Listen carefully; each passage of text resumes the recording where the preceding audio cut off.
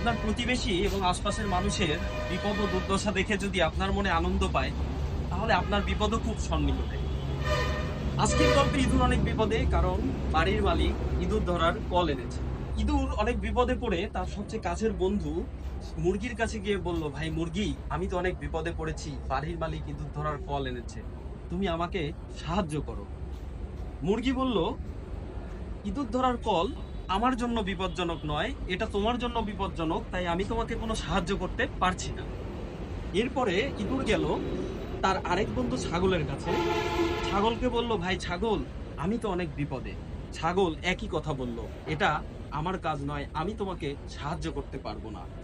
সর্বশেষ ইঁদুর গেল তার সবচেয়ে বড় বন্ধু গরুর কাছে গিয়ে বলল, ভাই গরু, আমি তো অনেক বিপদে, আমাকে সাহায্য করো। গরু বলল, এত ছোট্ট ইঁদুর ধরার কল আমার কোনো ক্ষতি করতে পারবে না, তাই আমি তোমাকে কোনো সাহায্য করতে পারবো না।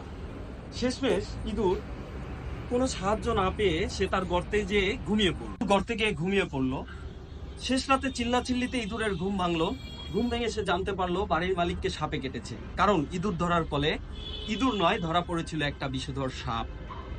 তারপর ওঝা ডাকা হলো। ওঝা এসে বলল মুরগির স্যুপ খেতে হবে। তো সেই মুরগিটাকে জবাই করা হলো স্যুপ তৈরি করার জন্য। তারপর আত্মীয় স্বজন এত আসা শুরু করলো যে ছাগলটাকে জব করে আত্মীয় স্বজনের আপ্যায়ন করা হলো।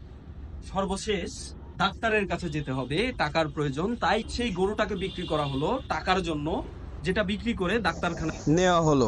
এভাবেই হয়তো গল্পটা শেষ হলো, কিন্তু বিপদ শেষ হলো না।